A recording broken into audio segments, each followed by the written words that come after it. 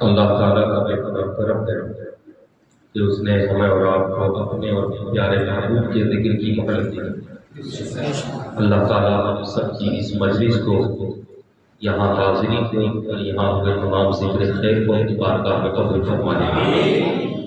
غوث پاک کے درجات، ان کی شان، ان کا مرتبہ جب سے آپ دنیا میں تشریف لائے تب سے آپ کی بڑائی، آپ کی عظمت، آپ کا مرتبہ لوگ پڑھتے سناتے اور سنتے چلے آ رہے ہیں۔ حد تو یہ ہے کہ آپ کی ولادت سے تقریباً 190 سال پہلے، کتنا؟ 190 سال پہلے صوفیاء کے عظیم بزرگ، جنہیں ایک بہت بلند مقام حاصل ہے، حضرت سیدنا سید الطائفہ جنید بغدادی رضی اللہ تعالیٰ عنہ، انہوں نے بہت پہلے سرکار غوث پاک کی عظمت، بڑائی آپ نے تسلیم فرمائی، جبکہ آپ سرکار غوث پاک سے بہت پہلے کے بزرگ ہیں۔ یعنی اللہ والے ایسی عظیم شان رکھتے ہیں کہ ان کا ذکر ان کے بعد والے بھی کرتے ہیں اور ان سے پہلے والے بھی ان کا ذکر کرتے ہیں۔ نبی مختار صلی اللہ علیہ وسلم کی بعثت سے قبل بے شمار انبیاء علیہ السلام نے آپ کے آنے کی بشارت دی، آپ کی آمد کے تذکرے انبیاء علیہ السلام کرتے رہے۔ اللہ نے بے شمار اولیاء کرام بھی اس دنیا میں پیدا فرمائے، جنہیں تاریخ نے اپنے دامن میں محفوظ کیا۔ میری گفتگو اب اپنے موضوع سے متعلق ہو رہی ہے، آپ کی مکمل توجہ چاہتا ہوں۔ اللہ تعالیٰ کے مقدس اولیاء بزرگان دین بے شمار ہوئے، جنہیں تاریخ اپنے دامن میں محفوظ رکھے ہوئے ہیں۔ کچھ بہت زیادہ مشہور ہوئے، کچھ کی شہرت بہت زیادہ کی بنسبت کم ہوئی، لیکن کچھ ایسے بھی ہوئے جنہیں آج تک کوئی جان ہی نہ پایا۔ اللہ والے کچھ ایسے بھی رہے جنہیں دنیا سے اتنی دوری بنا لی کہ ان کے بارے میں جانتا کوئی نہیں، ان کے نام بھی کوئی نہیں جانتا۔ اسی ضمن میں حضرت سیدنا سرکار نظام الدین اولیاء دہلوی رحمۃ اللہ علیہ ارشاد فرماتے ہیں کہ اکناف دہلی کے تمام کنارے کنارے پر تقریباً 700 اولیاء کرام کی مزارات ہیں۔ کتنی مزارات ہیں؟ اپنے سواری کے جانور سے آپ تشریف لے جا رہے تھے، خادم سے کہا کہ روکو روکو، ٹھہرو ٹھہرو، خادم نے روک دیا، آپ اتر گئے، اتر کے تھوڑی دور پیدل گئے، سواری کا جانور بھی ادب کے ساتھ چلتا گیا، اور جب گزر گئے پھر سواری پہ سوار ہو گئے۔ خادم نے پوچھا حضور اترے کیوں تھے؟ کہا جو میں دیکھ سکتا ہوں وہ تم نہیں دیکھ سکتے ہو۔ میں وہ دیکھ رہا تھا کہ مجھ سے بہت پہلے کا ایک اللہ والا اس جگہ دفن ہے جس کا علم بھی کسی کو نہیں ہے، اور یہ ایک نہیں ہے، دہلی کی اطراف میں تقریباً 700 اولیاء کرام کے مزارات ہیں جن کے بارے میں جانتا کوئی نہیں۔ پتا چلا اللہ والوں کی شان ایسی ہے کہ وہ جہاں بھی ہوتے ہیں وہاں کے بادشاہ ہوا کرتے ہیں، اور ان کی بادشاہت سے ان کی رعیت میں جو رہنا پسند کرتا ہے وہی کامیاب ہوتا ہے۔ سرکار غوث پاک کو غوثیت مقام کبریٰ حاصل ہے۔ غوثیت کبریٰ وہ مقام ہے جو اللہ تبارک و تعالیٰ نے اپنے خاص بندوں کو عطا فرمایا ہے۔ میں نے جمعۃ المبارکہ میں متواتر سیدنا سرکار غوث پاک کے احوال بیان کیے۔ سرکار غوث پاک رضی اللہ تعالیٰ عنہ نے بہجت الاسرار شریف جو آپ کے حالات زندگی پر سب سے مستند اور معتبر کتاب ہے، اس کے حوالے سے ایک واقعہ جو ہے علماء بیان فرماتے ہیں، اس کے اندر موجود ہے کہ سرکار غوث پاک کا ارشاد ہے کہ میں ابھی سن شعور کو پہنچا تھا، یعنی اتنا سال گزرے تھے کہ میں سمجھنے لگا تھا چیزوں کو اور باتوں کو، یعنی سن شعور کا مطلب یہ ہوا کہ 9 سے 10 سال کی عمر شریف ہے۔ میں جیلان کے بازاروں میں چل رہا تھا اور میں نے ایک دیہاتی کے بیل کو پکڑ لیا اور اپنی طرف اسے کھینچا. سرکار غوث پاک فرماتے ہیں کہ بیل سے آواز آئی, اس نے اپنا منہ پھیر لیا اور بیل سے آواز آئی, عبد القادر تمہیں اس لیے نہیں پیدا کیا گیا ہے. آپ پر جیسے کپی تاری ہو گئی. میرے غوث فرماتے ہیں کہ میں کپی تاری ہو گئی, اسی حالت میں گھر آیا اور اپنی والدہ سے بڑے ادب و احترام کے ساتھ غوث پاک فرماتے ہیں میں نے اپنی والدہ سے کہا یہ امی جان حبیبی للہ, حبیبی للہ, اللہ کی راہ میں مجھے ہبا کر دے, وقف کر دے. والدہ پوچھتی ہیں بیٹے عبد القادر ابھی تک یہ خیال نہیں آیا تھا, تم تو کہتے تھے استغفر بالعلم وتنذر بالصالحین, میں علم حاصل کروں گا, صالحین کی زیارت کروں گا, اب تم مجھے کہتے ہو کہ مجھے اللہ کی راہ میں وقف کر دو, ہبا کر دو, یہ خیال کیسے پیدا آیا؟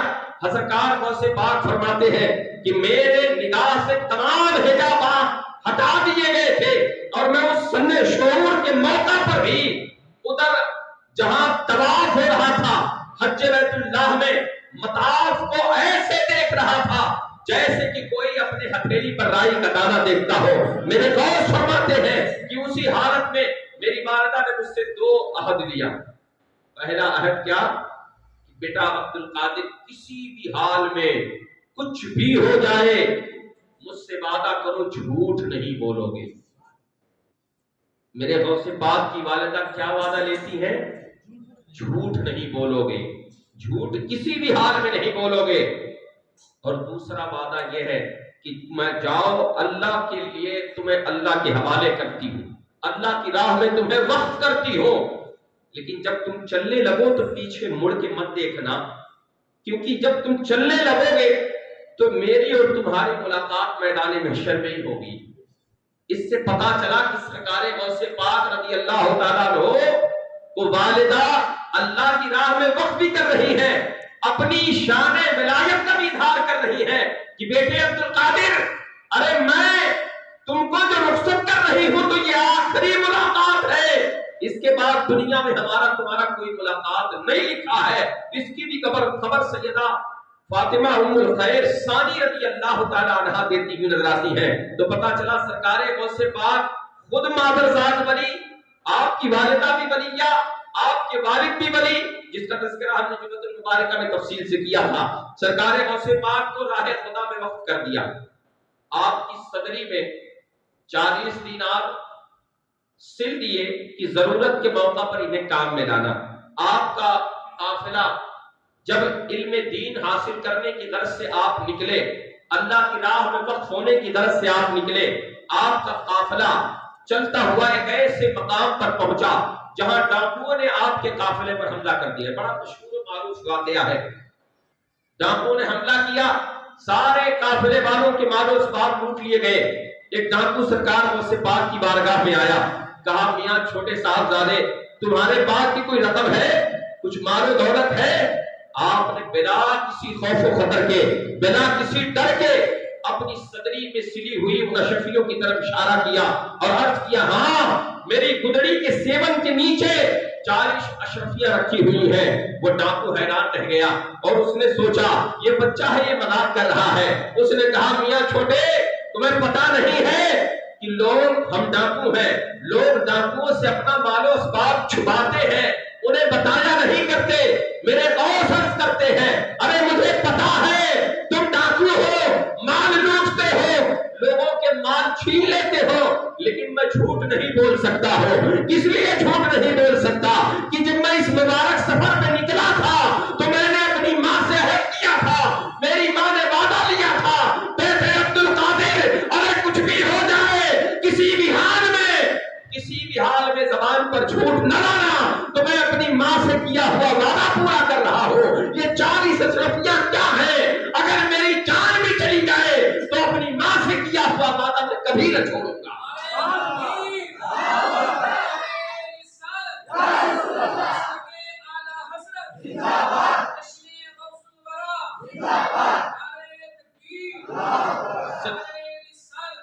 सच्चाई को बड़ा मुश्किल माना जाता है।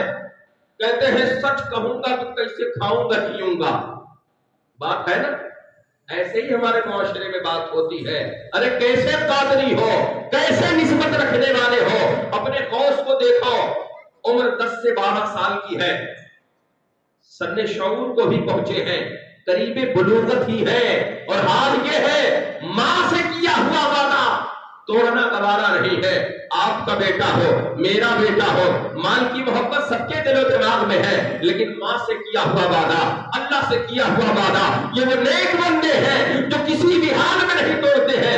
मेरे गौस को याद है कि माँ से वादा किया है, झूठ नहीं बोलना है, माँ से वादा किया है तो उसे तोड़ना नहीं है, उसे पूरा करना है। माँ से किया हुआ वादा तोड़ नहीं रहे हैं। उस डाकू ने आपसे कहा था चलो चलो मैं तुम्हें अपने सरदार के पास ले चलता हूँ। सरकार ने गौसे पाक का हाथ पकड़कर वो डाकू अपने सरदार के पास ले गया।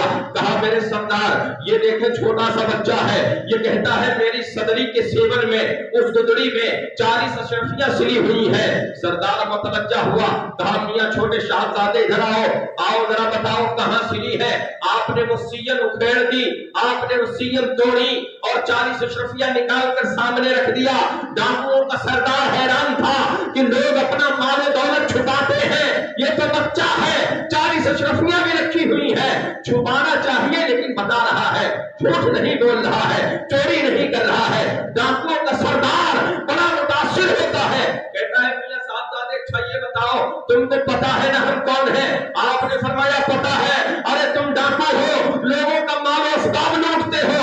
कहा फिर अपना मालो दौलत क्यों जाहिर किया। कहा डाकुओं के सरदार सुनो, हमने चलते वक्त घर से अपनी माँ से वादा किया था कि जब हम कभी मौका आएगा तो झूठ नहीं बोलेंगे, अरे जब भी बोलेंगे तो सच ही बोलेंगे। इसलिए माल क्या चीज है, अरे जान पर भी बनाती तो मैं अब्दुल कादिर किसी भी हाल में झूठ नहीं बोलता। डाकुओं के सरदार पर राशा पारी हो गया, वो कांप गया, अपने हाथ उसने पीछे खींच लिए और रो पड़ा। और यादे खौफे खुदा में ऐसा उसका दिल मुतवक्किल हुआ, कहता है अल्लाहु अकबर, ऐ शहजादे तुमने तो आंखें खोल दी। अरे तुम अपनी माँ से किया हुआ वादा और है तब पास ऐसे रखते हो। हम तो रोजाना अपने रब का वादा तोड़ते हैं, हम तो रोजाना अपने रब से किए गए वादों को और मिट्टी डालते रहते हैं। लाओ अपना हाथ तो बढ़ाओ नन्हे शहजादे, हम तुम्हारे मुबारक हाथों पर, हम तुम्हारे मुकद्दस हाथों पर तौबा करना चाहते हैं और वादा करते हैं आज से न हम अल्लाह से किया गया वादा तोड़ेंगे, ना अल्लाह से किया गया वादा उसे छोड़ेंगे। शहजादे ने हाथ बढ़ाया है, मेरे पीर सरकार गौसे पाक ने अपना हाथ बढ़ाया है, नन्हे हाथों पर 40 जालिम डाकुओं ने तौबा भी की है। असरार शरीफ है सफा नंबर 188 पर मसालिक सालिकीन में सीरुल या के अंदर तमाम मुस्तनद कुतुब के अंदर लिखा है 40 के 40 डाकुओं ने तौबा भी किया है और अल्लाह ने उनकी तौबा कबूल भी फरमाई और बड़े पीर सरदार के सदके में सबको अल्लाह ने विलायत की